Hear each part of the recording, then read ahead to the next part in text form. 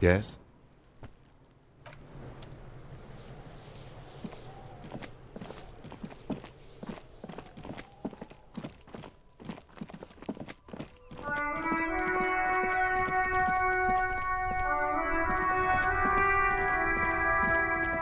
Inside, you see a set of steering levers, a radio microphone, a pull-out toolbox. All right. Ready? I turn, you press start. It's next to the preheater. He's downplaying his excitement. The lieutenant is more than happy to show off his precious carriage. The dashboard lights up with orange glow. The rounds per minute gauge jumps, and the engine of the Caprice Canadian comes to life with a whiny growl. The lights unfold with a little click, casting electrical light onto the ground before the vehicle. There you go. I'll turn them off from the remote once you're done. We just need to stand in front of the machine now.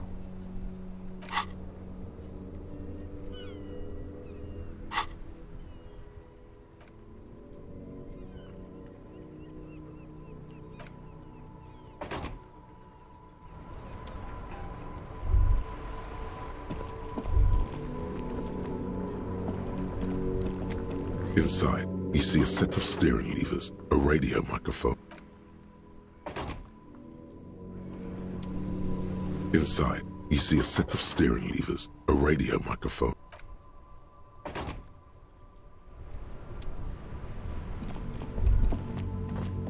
As you hold your ledger's clip under the headlamp, an iridescent hologram appears. A street grid and the veins of a great river. A familiar sensation washes over you. There she is. Revachol West. Around the borders of the watermark are dozens, no, hundreds of micro-perforations. The rectangular watermark is overlaid with the logo of the RCM, and yet the major arteries of Revachol are all recognizable. They shimmer in the Kanema's headlights. A rat brazenly darts past you and disappears amongst the stopped lorries. In the distance, a child somewhere shrieks. A woman reprimands her in a voice no quieter than the child's cry. In the middle of a broken plaza, in a cone of light, barely visible in the daytime, two men, one slim, the other sturdy. They are on the city stage, but only one of them knows his lines. Ah, Martinez. Let me see. Right here.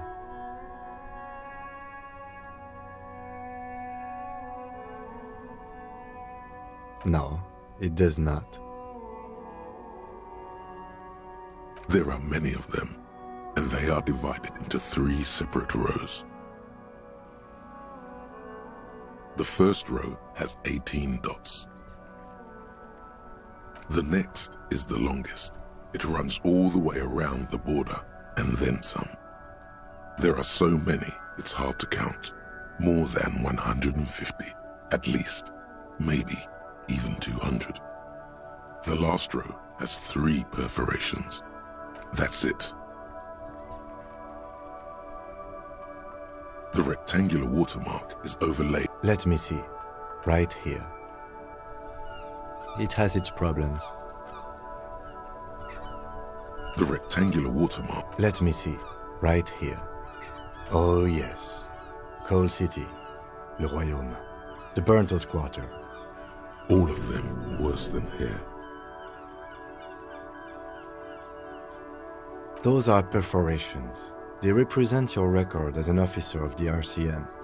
They are your statistics, as it were. I should have guessed you'd keep a record. Officers often do. Let's take a look. Son, here is where we score your life performance. You better hope it's good. The first row represents your years of service. 18 years. Okay, not bad at all. What did you do before you volunteered? That's what it says. I might have guessed even longer based on your age. What did you do all those blissful years of your youth?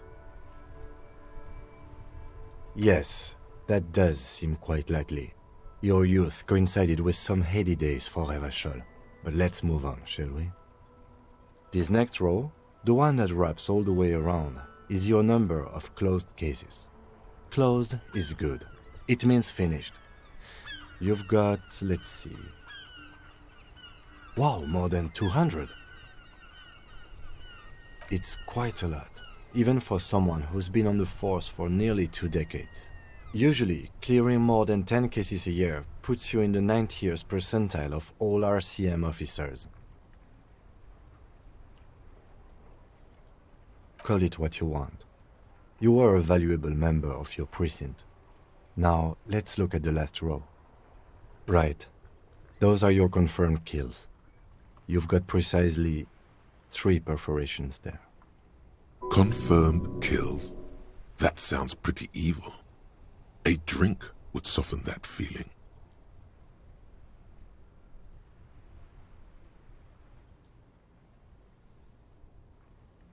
That's right.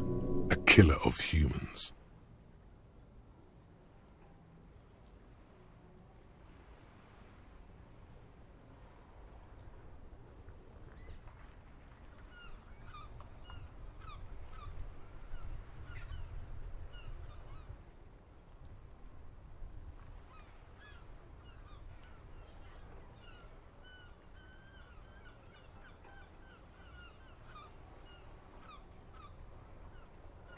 For an RCM officer, especially Precinct 41, which is in the Jamrock quarter, it's rather tame. I mean that in a good way. What's it feel like to kill a man, Mr. McCoy? A young woman asked the man across the desk from her. Honestly, babe, says John McCoy, crossing his ankles over said desk. I don't feel anything anymore. It's just like brushing my teeth. I do it once or twice a week and don't really think about it. There's no trace of guilt in his voice. There are certain officers who treat their kills like some kind of ghoulish game. If they do happen to solve a case, it's usually by accident. But it seems as though you are, or at least were, one of the good ones. So we have that to be thankful for. He's sincerely glad you're not a scary predator. Not to say relieved you're competent.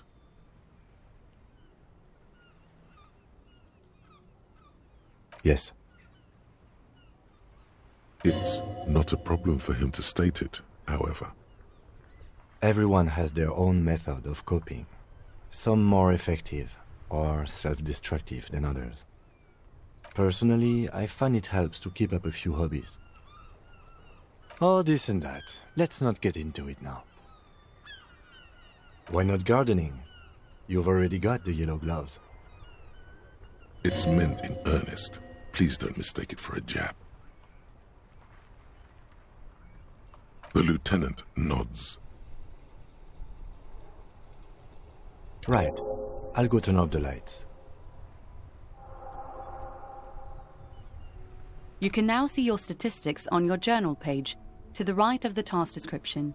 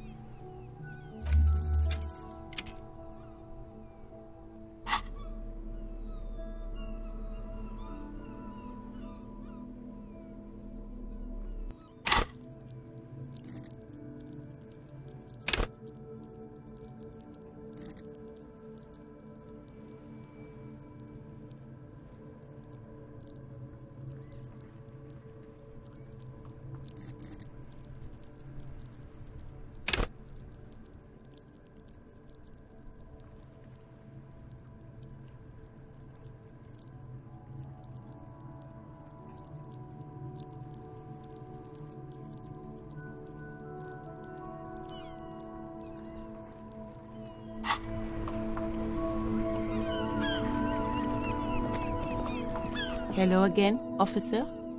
How are things? Sure, I'm done with it. go easy on that stuff. It gave me a terrible headache.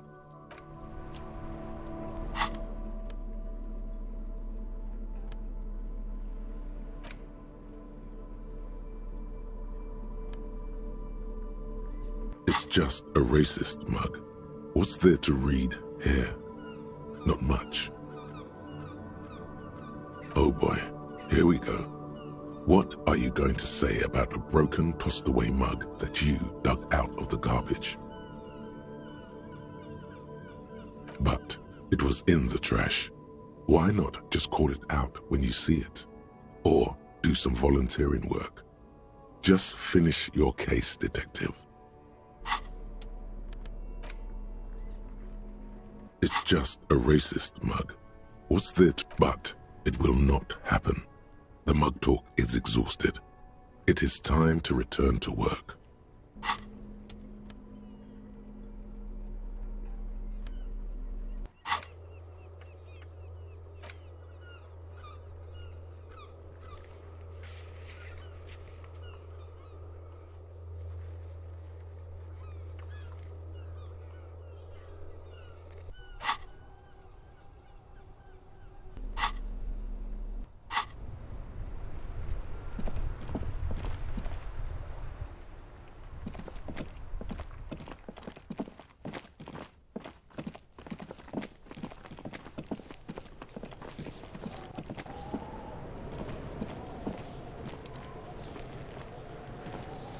Have you come to make your offering to Kuno? Please don't waste time on nonsense. The lieutenant does not approve of this at all. Don't listen to the blind fuck, piggo. You can pay tribute to Kuno.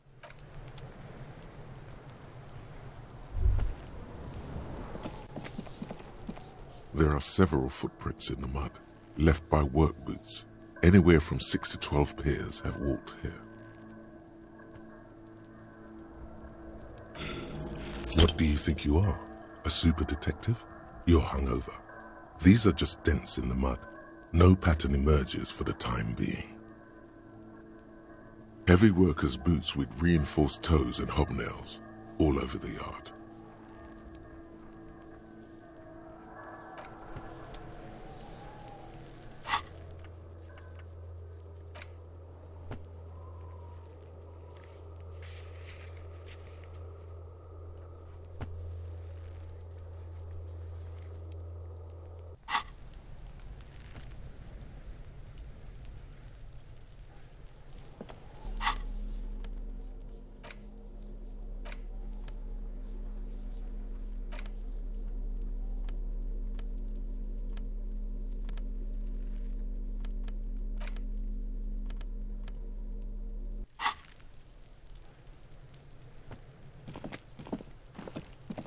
There he still is, looking right through you with his white eyes. The body below is entirely dedicated to that corpse smell. Emitting it is all it does now. Active decay. It's okay to throw up, officer. No one is judging. He's about to blow! Cop's gonna blow, Kuno!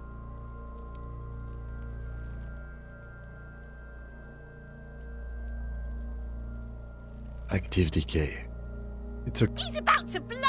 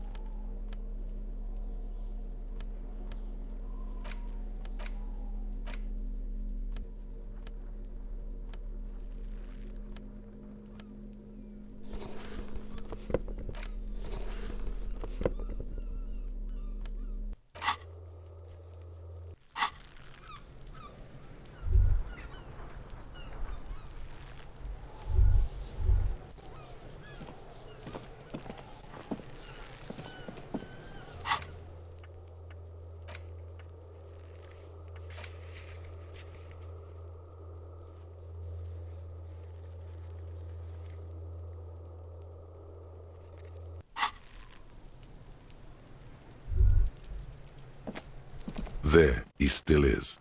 Look, Active decay. He's about to blow! Cop's gonna blow, Kuno!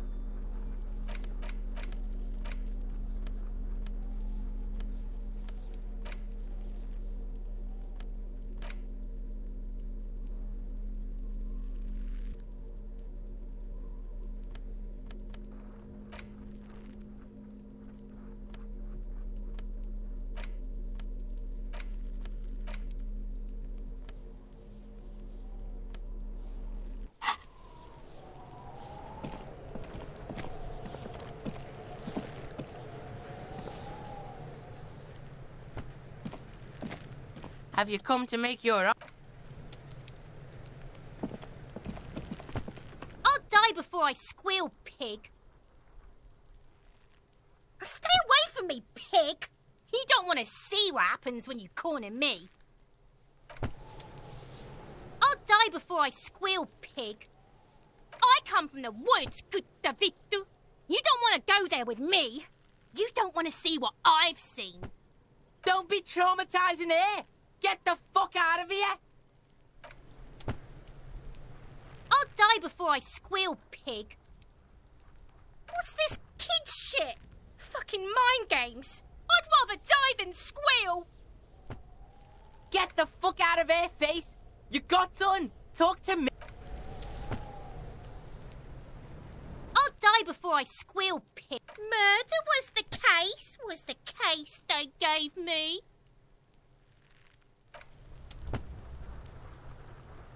I'll die before I squeal.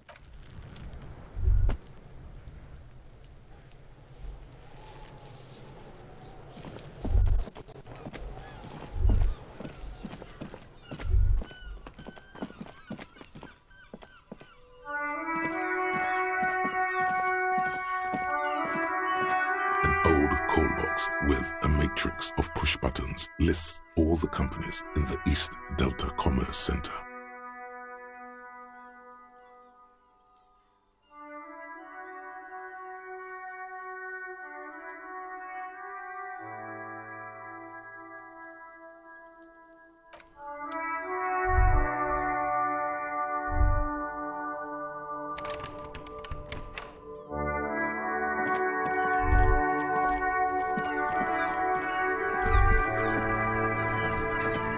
The dented yellow mailbox greets you.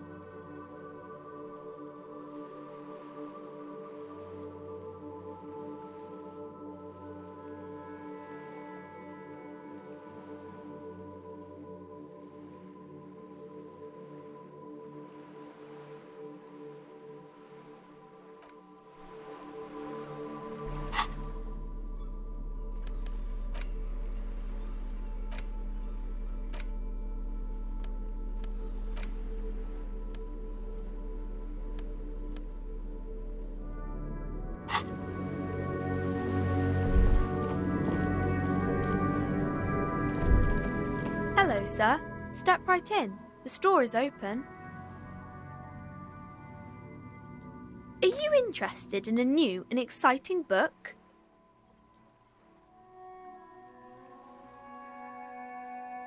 It's a bookstore, sir. We sell books, postcards, and some board games. It's called Crime, Romance, and Biographies of Famous People. Whoa, whoa, whoa, whoa. Hold your horses, little girl. That is a book. They have stories inside them. It's like someone told you a story in a really long letter. A postcard is a small cardboard picture. You can write a few words on the other side and send it to your friend or beloved. She is unfazed by your questions. She would consider it impolite to point out any perceived weirdness. Board games are like little games on a table, made to pass the time. There are several different ones, but sailors here mostly buy cards. My pleasure. Anything else you'd like to know? Okay, sir. I'll try to answer any questions you have. I hope. My name is Annette, sir. My mum, her name is Plaisance. She owns the store. She's inside minding the register or organising the stock.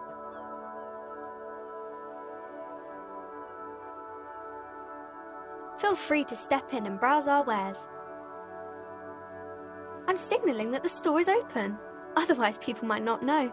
They'd miss out on the crime, romance, and biographies of famous people. A sudden gush of wind turns the pages of the books on the counters. She covers her face, smiling. But she's cold. Kind of you to offer, sir. What could you do to help her anyway? Oh, no, sir. I'm happy to help Mum by luring in customers. Besides, I have some hot juice in my vacuum bottle to keep warm. I do my studies at home at the moment. I have to help Mum keep this place running. Mum says it's necessary to do both because it builds character. Mum says a proper worker is dutiful. That's how you get ahead in life. You succeed. Mum says it's peachy. She was a little afraid at first. There's talk about this house being cursed. Behind her, the window has been boarded up. You sense the boards creaking, twisting for a second, and some kind of doubt in her tense shoulders. Cursed in the way that makes them say that no business has ever really thrived here, sir. That they all go... Exactly, but we've been doing fine so far.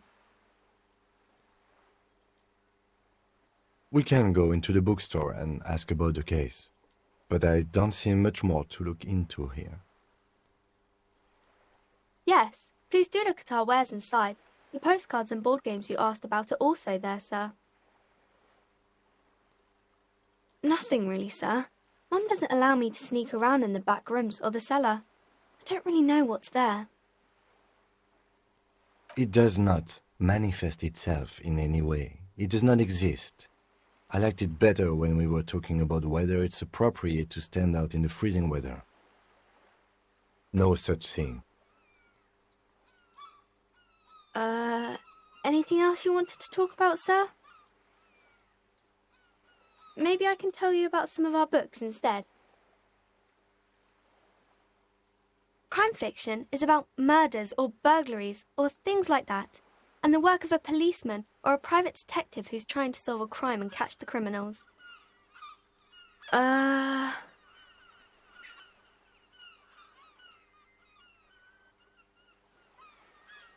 Crime is what we were solving before this conversation began. It's exciting to people, I guess. They get to imagine dangerous things, and it's kind of like a puzzle, where you can guess who the criminal is, or how the good guys are going to catch him. You don't look much like a policeman. Didn't mean to offend, sir. Sorry, sir. It's just that you don't look like Dick Mullen.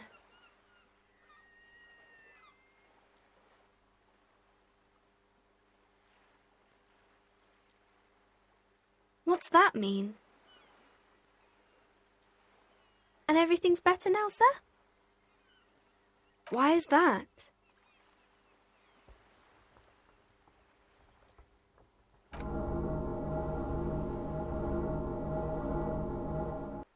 Sir, please, sir, don't say things like that. You look nice enough.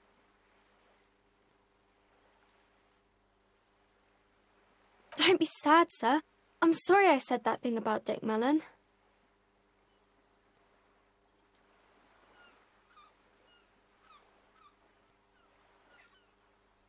Don't say that. He's not even real. You're real.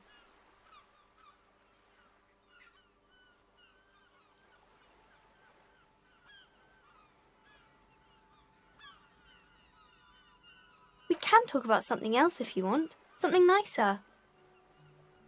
Oh, kings and queens and generals of old, or artists and writers, or musicians, those kinds of people. There's usually something extraordinary about them. I think that's why people read them, to find the secrets of their fame. I don't know about that, but I imagine life is great when you're famous. Why would they do that, sir?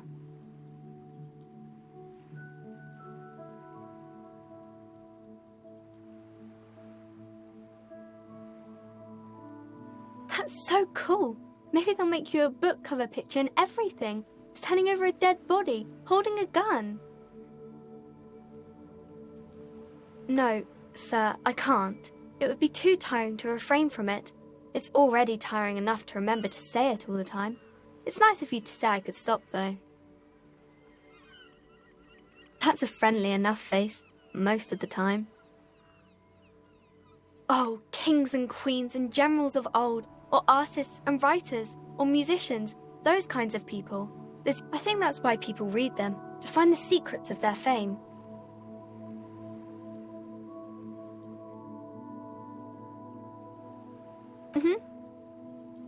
It's the type of book where there's a rich lady and she has to choose between the good man and the bad man. Or there could be a story about a poor lady getting a rich man. It's about man and lady business, sir.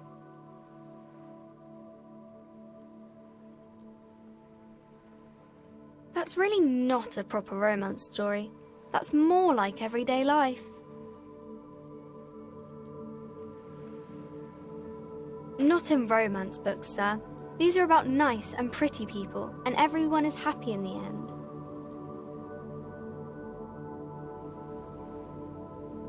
I haven't read many of those. Maybe you should ask Mum. I don't think it's a romance story if the main characters break up, though. No, I don't know.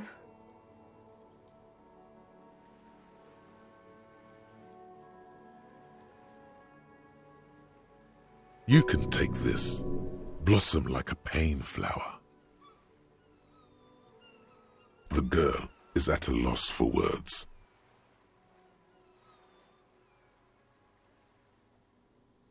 She shifts and sways on her feet, looking confused and uncomfortable.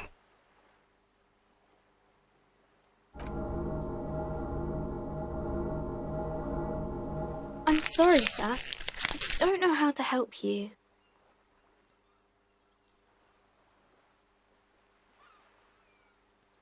Sir, sorry, sir. I'm still little. I can't...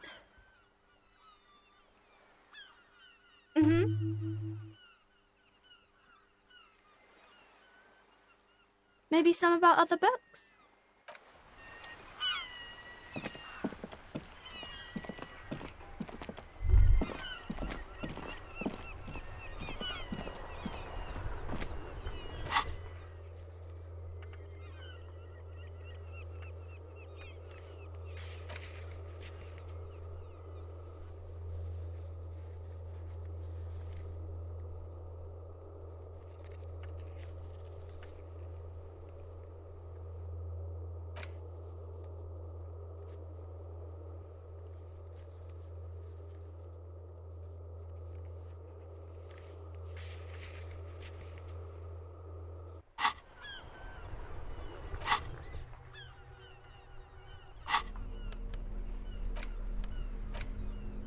The ledger you found in the trash, a cabbage of papers hanging from the board, with the permeables drawer inside.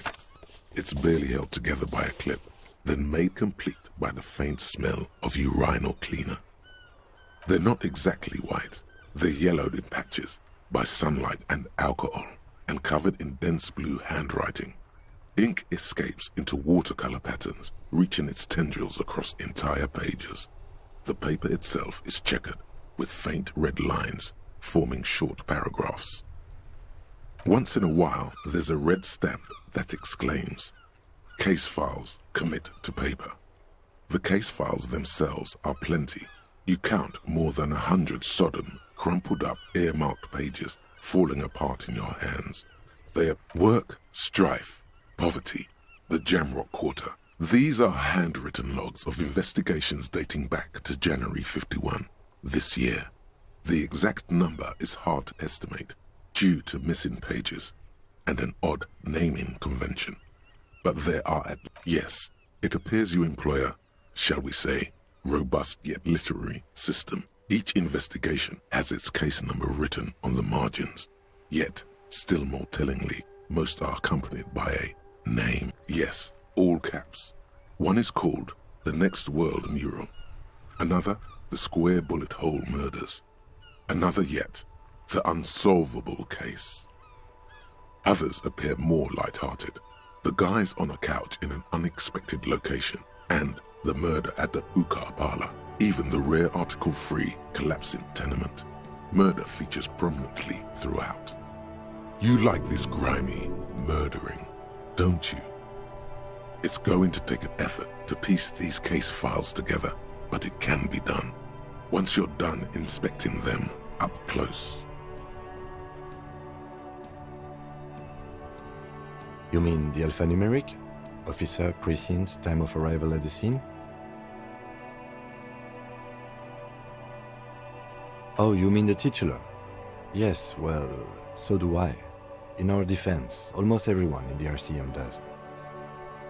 It's a holdover from the early days of the RCM, right after the revolution, when the organization had little idea how to do things. It persists in an unofficial capacity. Officers use these titles to refer to their work among themselves. Again, in your defense, I seem to have named one, the man with the hole in his head. That was a real person. His death was real. Still, I named it that, to amuse myself. I pray his loved ones never find out. Rail spiked through the head. He died. It was a workplace accident.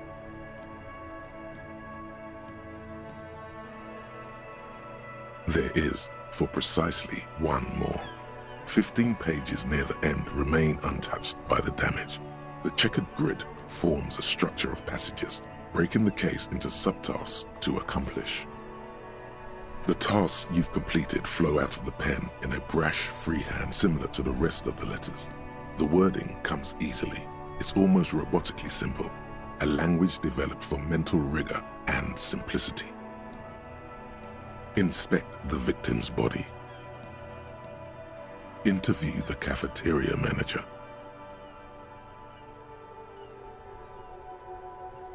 A satisfying slash sounds across the paper.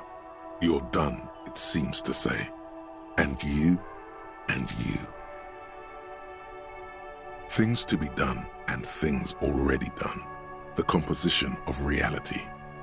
This is an extremely useful tool for a detective of the citizens' militia. Now all that remains is to name the case. No, actually. Any ideas?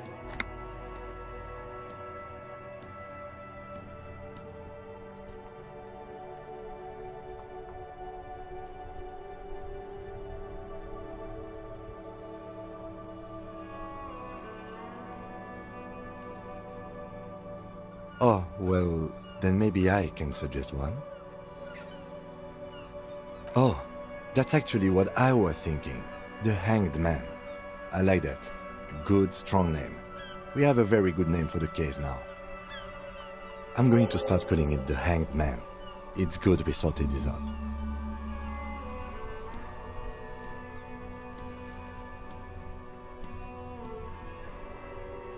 You don't exactly close them, so much as distance yourself from the smelly papers. They're a little further from your nose now.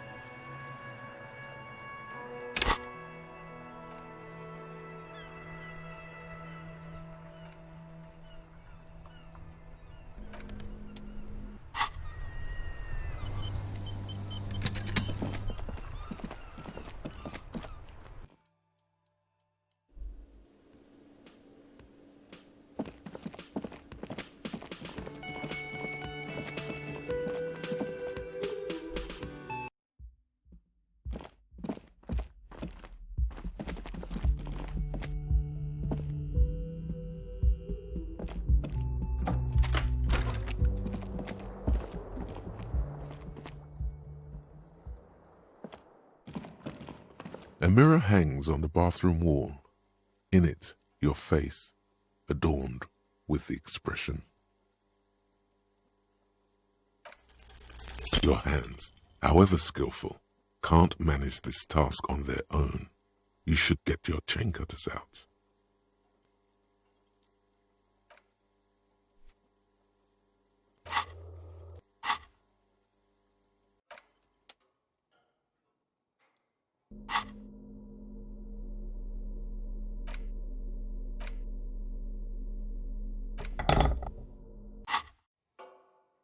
A mirror hangs on the bathroom wall. In it, your face, adorned with the expression. The chain cutters slip out of your hands as you attempt to twist the faucet into place. Well, you know one thing for sure. You've probably never been a plumber.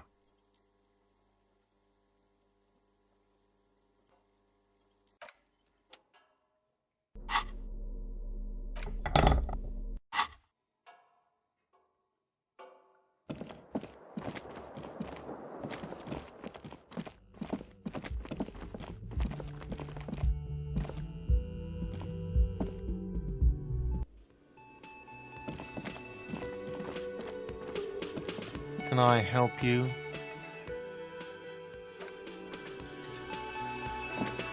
Yes?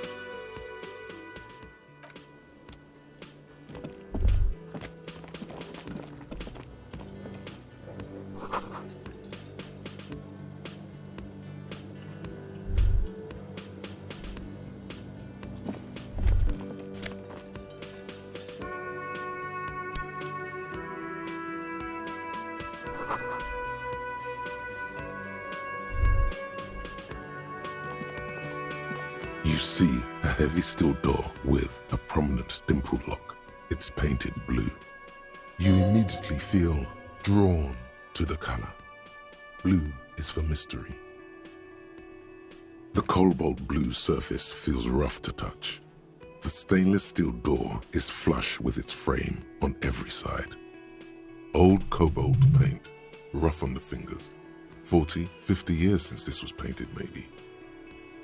The door stands silent, unmoved by your words.